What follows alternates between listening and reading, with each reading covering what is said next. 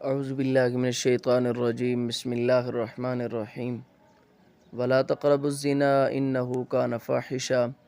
وساء سبیلا صدق اللہ العظیم۔ رب تعالی نے اس مقام پر ایک چیز کا حکم دیا ہے، وہ چیز جو انسان کی نسلوں کی حفاظت کا ذریعہ بنتی ہے، وہ چیز جو انسان کو معاشرے میں اچھا رکھنے کے اندر کردار ادا کرتی ہے، اگر انسان اس چیز سے رک جائے۔ آپ صلی اللہ علیہ وسلم نے بھی اس چیز سے کئی بار منع کیا حدیث شریف میں۔ رب تعالی نے فرمایا کہ ولا تقربوا الزنا، کہ رب تعالی نے یہ نہیں کہا کہ زنا نہ کرو، بلکہ رب تعالی نے یہ کہا کہ ولا تقربوا الزنا، زنا کے قریب بھی مت جاؤ۔ یعنی کوئی ایسا راستہ، کوئی ایسا ذریعہ، کوئی ایسا سبب جو زنا تک لے جانے کا ذریعہ بنے، تو آپ اس سبب کو اختیار کرنا بھی چھوڑ دو، آپ اس راستے کو اختیار کرنا بھی چھوڑ دو۔ فرمایا کہ ولا تقربوا الزنا انہ کان فاحشا، کیونکہ یہ بہت بڑی بے حیائی ہے، بہت بڑی بے حیائی ہے، بہت بڑا گناہ ہے، وساء سبیلا، اور برا راستہ ہے۔ یعنی رب تعالی نے کہا کہ اس کے قریب بھی مت جاؤ۔ آگے فرمایا کہ فاحشہ، یہ بہت بڑی گندگی ہے، بہت بڑا بے حیائی ہے، بہت بڑی۔ آگے فرمایا وساء سبیلا، یہ برا راستہ ہے، یعنی یہ اچھا راستہ نہیں ہے کہ تم اس پر چل پڑو، یہ بہت برا راستہ ہے۔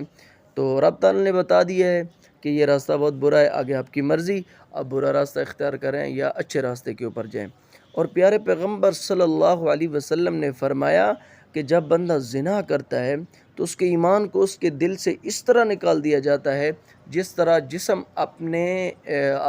آدمی اپنے جسم سے کرتا اتارتا ہے، یعنی اپنی قمیص اتارتا ہے، اسی طرح ایمان کو اس کے دل سے نکال دیا جاتا ہے جب آدمی زنا کرنے لگ جاتا ہے۔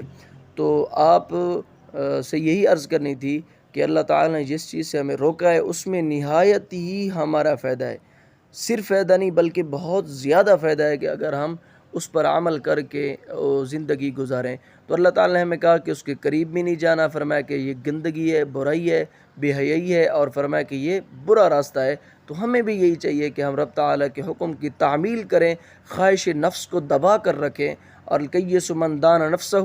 وعمل لما بعد الموت۔ رب تعالی نے فرمایا کہ سب سے عقل مند بندہ وہ ہے جو اپنے نفس کو دبا لے، اپنے نفس پر کنٹرول کر لے، اللہ کی نافرمانی سے اس کو روکتا رہے اور عمل کرتا رہے نیک۔ تو فرمایا کہ اور والعاجز اور عاجز پتہ ہے کون ہے، بدبخت بندہ کون ہے، من اتبع نفسہ ہواہا، جو اپنی خواہشات کے پیچھے چل پڑے، یعنی جو اس کو اپنی جس چیز کی خواہش نفس کرے اس کے پیچھے چلا جائے، اور رب تعالیٰ کے حکم کی پرواہ نہ کرے اور اللہ تعالیٰ پر لمبی لمبی امیدیں باندھے رکھے، تو وہ سب سے